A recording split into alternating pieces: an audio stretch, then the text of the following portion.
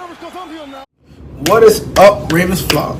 Huge shout out for your support for the 410 Sports Talk. James and Glenn are the best in the business. Make sure you go subscribe to their channel. Let's go Ravens. Big trust. Welcome in, everybody, to another episode of 410 Sports Talk. James Haskell, along with my co-host, Glenn Martin. We are 410 Sports Talk, and excited to talk to you about none other than the Baltimore Ravens. And guess what, Glenn? Surprise, surprise. We're talking about the wide receivers. And a little bit of Twitter back and forth that Rashod Bateman was involved in. So before we get into all that, take a second, hit the subscribe button, leave us a like, turn on your notifications, stay up to date on all your Ravens news and all our pontificating about the Baltimore Ravens. But Glenn, let's talk about the Twitter spat. Well, yeah, I mean, so basically Rashod Bateman retweeted a tweet from, let's see, Robert Newman, I believe was his name. Adam Newman, I'm sorry. Adam Newman, who basically, all he tweeted was, can the Ravens win now with the current wide receiver core? Rashod Bateman retweeted that and then commented, we can and we will. Y'all talk too much. Or y'all talk much. And then is that a bat emoji? That is. Because Batman, right? Okay. Yeah, he's fully embracing it. He's fully embracing it, and I'm all for it. All right, so Rashod Bateman is confident, it seems, that not only, they can win, but they will win with this current receiver core, and says that they're talking a little bit too much. And, I tend to agree with what he's saying in the sense that I think that most people are overlooking the current players already in the wide receiver room. And I'm not so sure that they really need to add to the group. I understand that it's unorthodox to have such a young room. I mean, I think the oldest guy in the room will be Devin Duvernay or James Crochet, one of those two. Yeah, I mean, it may even be depending on when they came out. It might be Rashod Bateman, it might be the oldest player in literally in age. Yeah, not experience wise, but in age. He might be the oldest guy in the room. And so that is certainly unorthodox. However, I think that it's about time we see what these young guys got. I mean, they invested a lot of draft capital into this receiving core. And if we constantly bring in veterans from the outside, then it's gonna push down and limit the opportunities for the young guys.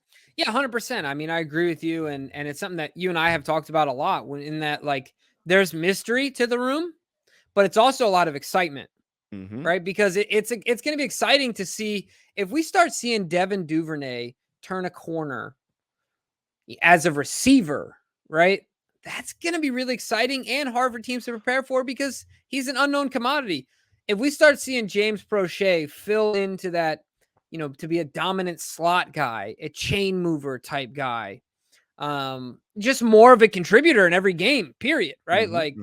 That's going to be a big deal. And then, you think about Rashod Bateman, who I think can truly be a top tier, maybe not a top 3, top 5, but maybe right outside it. Can he be a true number 1? That's the question. Yeah, that's what I was going to say. That a top 3, top 5 true number 1. That's exact. So this is the thing is that to me, stylistically, he's an X. Yeah. Or Hollywood Brown wasn't. No. Stylistically, that's just not his game, right? And so, yeah, I think Rashod can do it.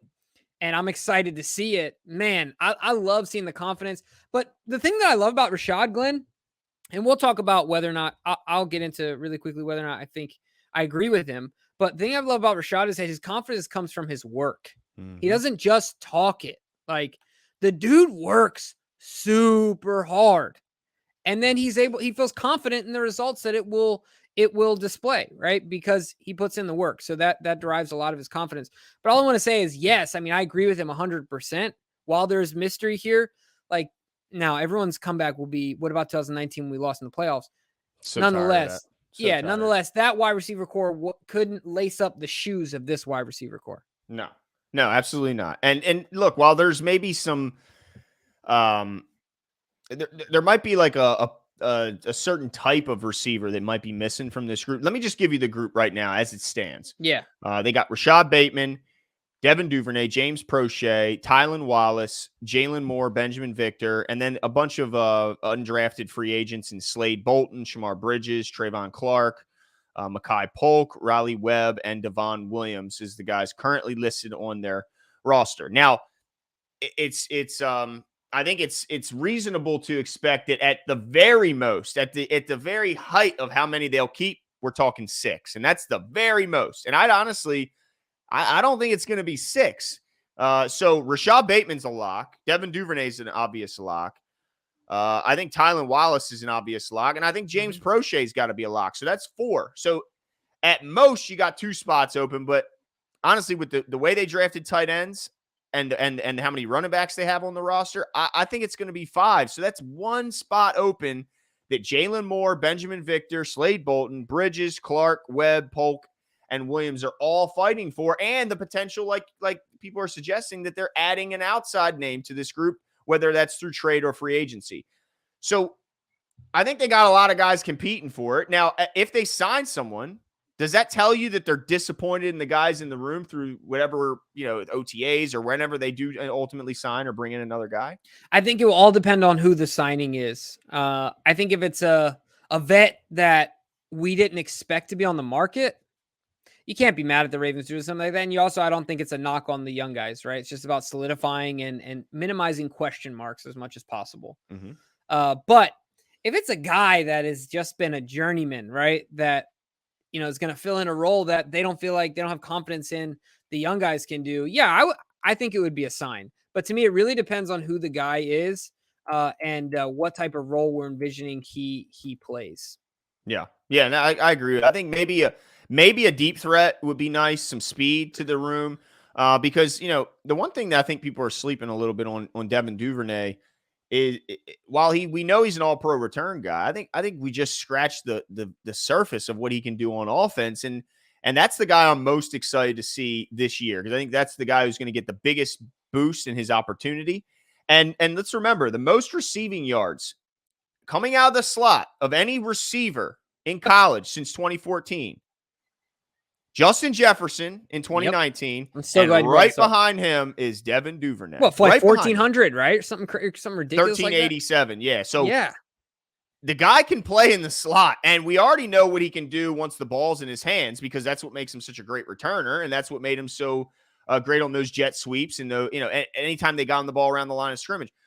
The guy is a yak waiting to happen, which is something that Hollywood certainly was not. So I can't wait to see what Devin Duvernay's got. And I don't want to see anyone coming in who might steal some targets from that guy. 100%. I cannot wait to see what Devin Duvernay does on the field. And there's a lot of people, there's been some percolating going on around this, right? And a lot of people saying there's 2 sides of the fence. Devin won't, if he would have been something, if he can be something, he would have been it already.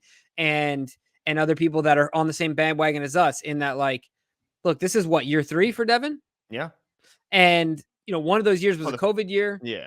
You know what I mean? And then the other year, he's an all-pro. All the signs point towards him being a playmaker. Usually, if you dominate on special teams, you end up doing well. Look at what Steve Smith did in his first time touching the football in the NFL to the house. Right? He dominated on special teams. And then all of a sudden, guess what, guys? He dominated as a receiver. Not saying, I don't want to put that pressure on Devin Duvernay, but I do think that ceiling is not overreaching. I think he has all the physical capabilities, the athletic gifts, the strength, all those things to do something similar to that. While I wouldn't want to put those expectations on him. But you're right. I want to see what this kid can do. He can have a serious breakout season as a receiver, and I can't wait to see it. And then let's not forget that while they may be missing and I think Benjamin Victor hopes to fill the role of the jump ball guy, the big, tall, go get it guy. They might be missing him outside of him, but they did add 2 pretty big tight ends. And they do also have Mark Andrews, who's the all-pro tight end, who are all huge targets who dominate the middle of the field. And so while they might not have it as a quote unquote wide receiver, they got it in a pass catcher. So, and that's really all that matters, whether you want to name them this thing or that thing. The bottom line is they run down the field, they catch the ball at at the high point, and they're mismatch problems for smaller defenders. So, now would I be completely opposed to them maybe going out and making a trade? Because look, the guys who are currently out there, it's not the most, it's not the most tantalizing group of guys. Like Right. Julio Jones is out there. And he's but been linked. Yeah, and he's been linked as a likely landing spot. I think Bleacher Report linked him as the most likely landing spot here in Baltimore. Which, if they brought him in, as long as the price is right, I'm not going to be like, oh my god, unless they pay him too much money, then I'll be a little bit shocked and disappointed. Sure. But if they want to bring in a vet, okay, I understand wanting to bring in a vet. But do I think that Julio Jones or who's the other one who's linked to us? Will Fuller. Right. See, I'd rather have Will Fuller than Julio Jones. And the reason being is because when healthy right now, Will Fuller's a take the top off the defense deep threat, which is they really lost when Marquise left. I don't know what Julio brings other than veteran experience and obviously, leadership and all that stuff. But on the field, what does he have left? Right. Yeah, that's going to be so interesting. I'd really have to think about that one. It's so just so hard. Trade. Right. Yeah. So certainly you're right, because it's not a very intriguing free agency market, but also post June 1st cuts. That's coming up around the corner. That'll be really interesting to see. And then, like you said, potential trades. Eric has been working the trades, and NFL in general is getting more creative. So we'll see what happens. But I think to answer the question, Glenn, I think we both agree that while there's some mystery, I think that we are on the optimistic side of this wide receiver core. And I think we're both excited to see what happens in camp. This is going to be so fun. The offseason is going to mean so much because we don't have a ton of vets in the room in that department, right? Like, there's going to be a lot of excitement around camp. To have them on the field, healthy, working, competing to build chemistry and to get better. And camp is going to be so intriguing for that. Preseason is going to be so intriguing for that. But I agree with Bateman, and I love his confidence, like I said at the beginning, in that it comes from his work, not just because he likes to talk, because I don't consider Bateman a talk first guy. I think he's a work first guy, talk second. So I'm looking forward to it. But there are other people, Glenn, out there, and let us know your guys' thoughts, that are hitting the panic button. Yeah. That are freaking out that we took a punter with a decent amount of wide receivers still left on the board and want Eric DeCosta out, right? Like they're chasing him down with a pitchfork. So where are you guys? Let us know where you're at when it comes to this wide receiver core. Where are you with Rashod Bateman and us, where we feel very confident and excited about this young group of guys and this potential? Or are you hitting the panic button and think the Ravens have made a big mistake? Let us know in the comment section below, and we'll talk to you guys.